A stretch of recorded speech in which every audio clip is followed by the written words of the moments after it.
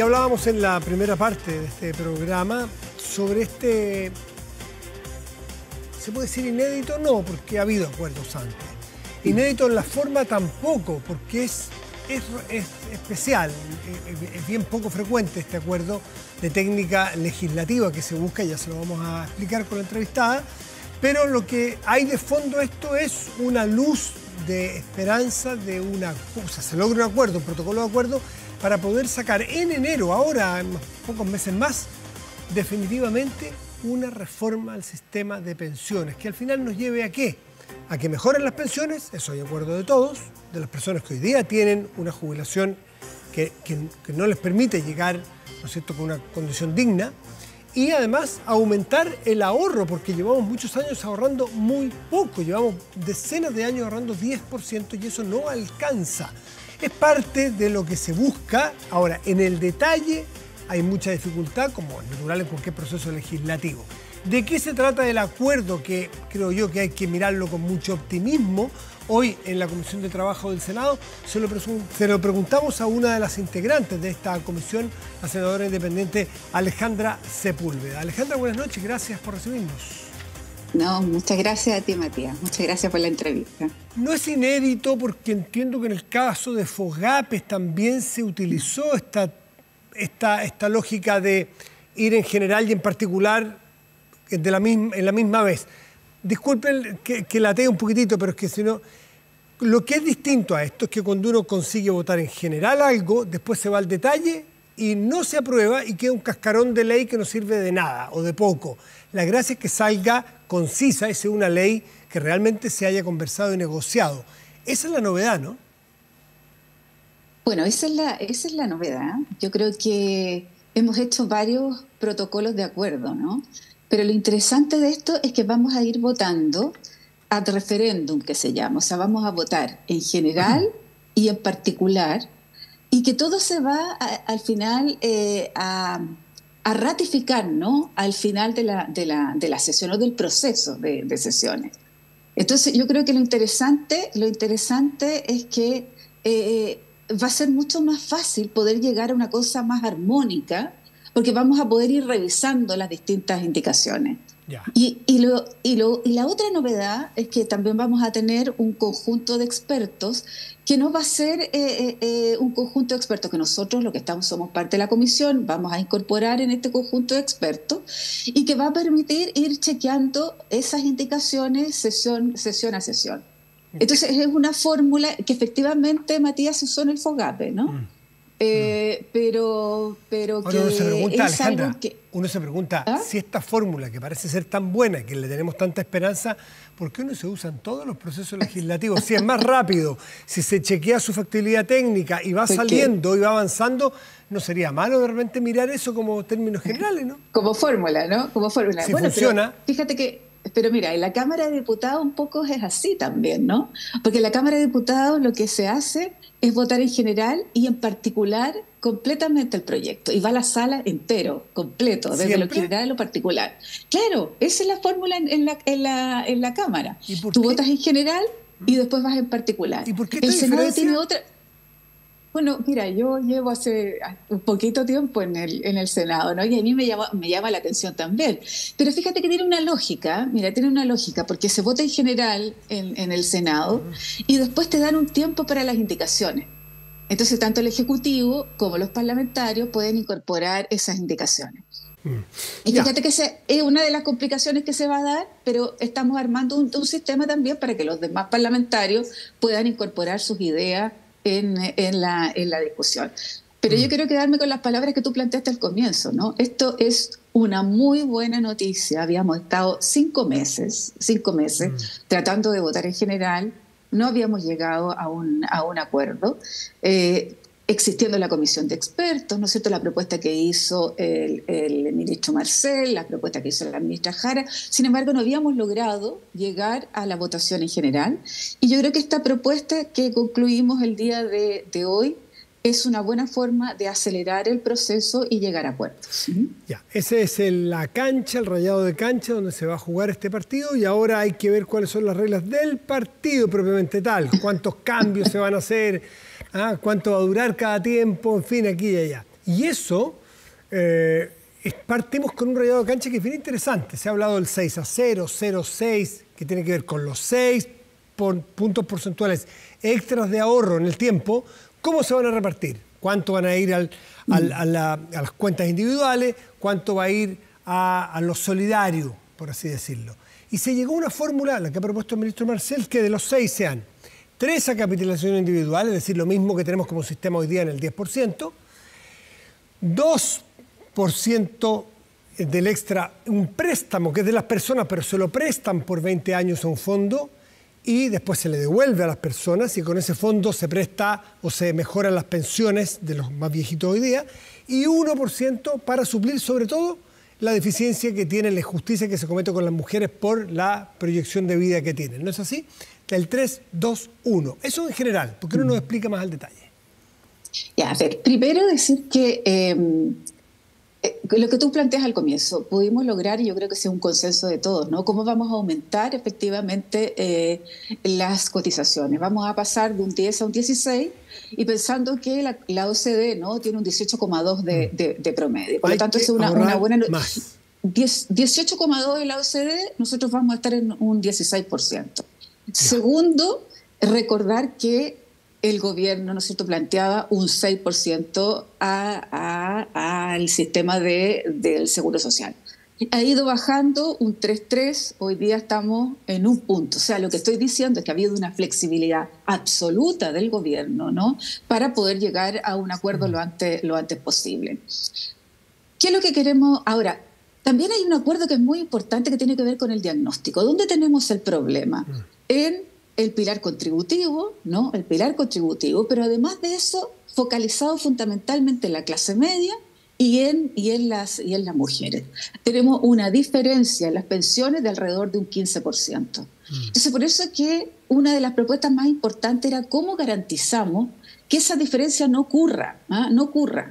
Y ahí, porque además la mayoría de los países, ¿no?, esa diferencia efectivamente no ocurre. Nosotros somos una excepción en donde ocurre esta diferencia. Y es por eso que ese 1%, ¿no?, queremos que sea de carácter permanente. Esa es la propuesta, que sea de carácter permanente y que permita entregar esta estabilidad o esta igualdad entre hombres y mujeres. El 2% se va a crear... Dame un segundito, primero una aclaración, porque el pilar contributivo es un término que puede sonarle a usted, que está en la Comisión de Trabajo, muy familiar, sí, pero muchos de nuestros auditores dirán, ¿y qué es el pilar contributivo? Es la parte que cada persona aporta y ahorra para sí mismo. El 10% hoy día es pilar contributivo. Bueno. El pilar solidario es otra cosa para aquellas personas que no le alcanza su pensión. Pero otra cosita, pero, de ese 1%... Espérate. Es que hay algo muy importante, porque en el pilar no contributivo, entonces tú no contribuyes y aunque no tengas cotizaciones, el Estado coloca recursos. El pilar ahí solidario. Estamos hablando de la pensión básica solidaria de la presidenta Bachelet y hoy día la PGU del presidente Piñera, ¿no? Frente a esa situación, la tasa de reemplazo, ¿no es cierto?, ha ido mejorando sostenidamente. Sin embargo, la tasa de reemplazo en relación al pilar contributivo, donde se colocan las cotizaciones, ahí donde tenemos complicaciones graves y donde hay que hincar el diente en este minuto. Disculpe que yo no soy profesor ni menos, pero como soy ignorante me gusta que me expliquen. Tasa de reemplazo tiene que ver con la proporción de mi salario cuando estoy activo versus lo que cuando estoy pasivo. O sea, si yo ganaba 100 trabajando y mi jubilación es de 50, mi tasa de reemplazo es 50%. Eso es la tasa de reemplazo. Claro. Ahora se puede medir esa es la tasa de reemplazo. Sí. Y fíjate que en el acuerdo que firmamos, en el acuerdo que concluimos el día de hoy, que se votó en la sala, precisamente lo que queremos es llegar a una tasa, que la tasa de reemplazo sea nuestro fin, ¿no? Y la OECD, por ejemplo, tiene un 70%, o la organización de la OIT lo que plantea es que debe ser alrededor de un 70% de tu sueldo en actividad la tasa de reemplazo que uno debería tener en la jubilación. Entonces, nuestro fin es esa tasa de reemplazo. Perfecto. Entonces, ese 1% va a ser permanente para suplir los problemas que tiene la injusticia o la diferencia que se produce entre hombres y mujeres, y tiene que ver con que, como tienen esperanza de vida mayor, se divide lo acumulado, lo ahorrado, en más años. Por lo tanto, toca menos, por así decirlo, mensualmente y tiene tasa de reemplazo más baja. ¿Eso es así? Bueno, pero como soy mujer, Sí, no solo, no, mira, no solo tiene que ver con que vivimos más, esa es una variable. Tiene más lagunas Quiere decir también. que tenemos más lagunas, la maternidad es una cosa, ¿no es cierto? Pero además el 30% menos de sueldo, También. que también es otra variable y tiene que ver, ¿no es cierto?, con algo que tenemos que mejorar, y eso es el 1% de carácter estable que debería haber. Uno de los 6, entonces, para corregir la desigualdad que se produce por distintos factores con las mujeres y corregirlo e igualar esa cancha. El 2% que cada persona se lo presta a este fondo es transitorio. Explíquenos para qué se va a usar y cómo. Bueno, esos recursos no van a ser transitorios y la idea es entregar certezas, lo que se llaman garantías, ¿no? Y esa garantía, lo que se está proponiendo es alrededor, y por eso que hay que estimular el ahorro. Ese es uno de los sentidos, estimular el ahorro. Y el estimular el ahorro significa poder incorporar 0,1 UF por año cotizado con un tope de 30. Eso es lo que vamos a tener que revisar. Si va a ser un tope de 30, si va a ser un tope de 20, si vamos a empezar a los 5 años. O sea, la idea es cómo estimulamos el ahorro, porque si tú ves la pensión garantizada universal, ¿no? Ayuda, pero no estimula el ahorro. Es universal para el 90% más pobre. Haya puesto o no haya puesto. Hasta 1 millón y tanto. Pero la idea es que estimulemos el pilar contributivo, estimulemos el ahorro y estimulemos la formalidad en el empleo, ¿ya? O sea, y más eso ahorraste, significa más recibes. Más años ahorraste. Más años no más ahorraste. Más años. Más años ahorraste. Más densidad. Más años ahorraste. Claro, más años ahorraste, tú recibes más estímulo. Por eso es que es 0,1 UF por año cotizado. Y tenemos que ver cuánto monto se logra, si podemos hacer ese año cotizado a los 20 años, hasta 20 años o hasta 30 años. Ya. Una persona que nos está escuchando dice, de mi 6% extra, uno para el tema de las mujeres, fantástico, estamos todos de acuerdo, o debiéramos estar de acuerdo, genera justicia. 2% de mis 6 extra, yo le voy a prestar a ese fondo. ¿Quién va a manejar ese fondo que va a servir durante 20 años para mejorar las pensiones de los más viejitos hoy día? ¿Quién me lo va a devolver? Y si yo presté 10.000 pesos, ¿cuánto me van a devolver? ¿Y quién me garantiza que me lo devuelva el Estado?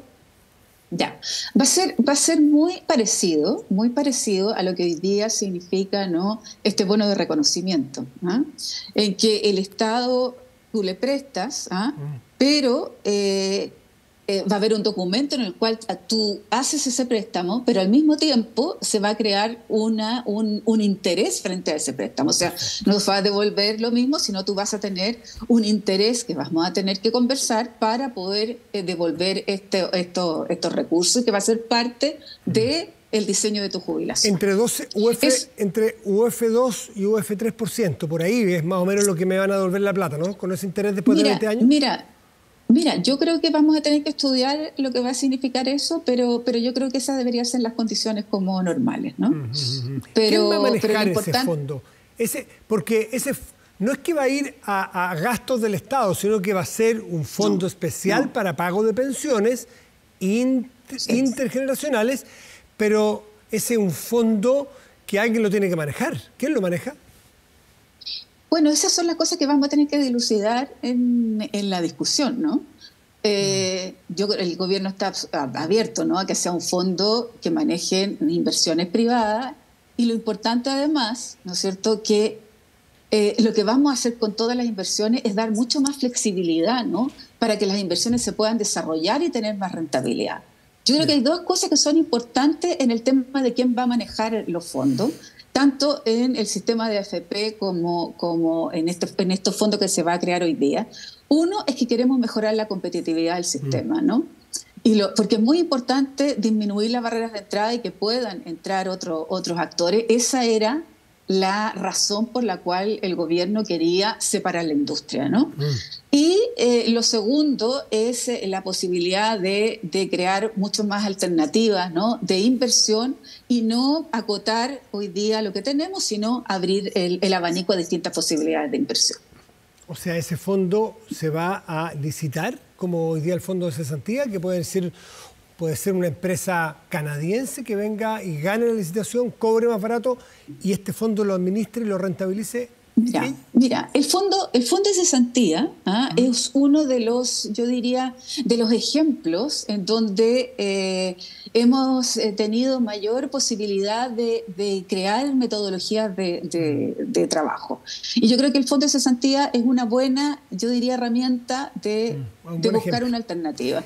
Por ejemplo, y la gente estará preguntándose, no hay dificultad con eso. En este nuevo escenario que se está empezando a dibujar, que todavía no está todo resuelto, ¿en qué pie quedan las AFPs como las conocemos hasta ahora? Que nos recaudan, nos administran y nos pagan las pensiones. Mira, nosotros teníamos dos dificultades, ¿no? en las discusiones que hemos tenido durante estos 5 meses. Primero, lo que tú planteas, esto de cómo se va a distribuir el 6%.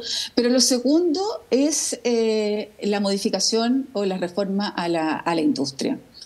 Y lo que planteaba el gobierno en la propuesta era dividir la industria en la administración propiamente tal, para poder bajar, ¿no es cierto?, los costos. Y porque la industria además se va a modificar, quizás ya no vamos a tener en 5 o 6 años más las oficinas repartidas en todo el país, sino todo lo vamos a hacer más bien electrónicamente, ¿no?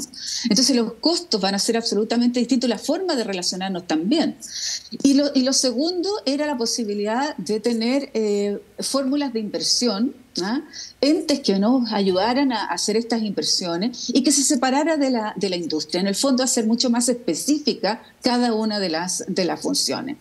Y en ese minuto, incorporar mayor competitividad.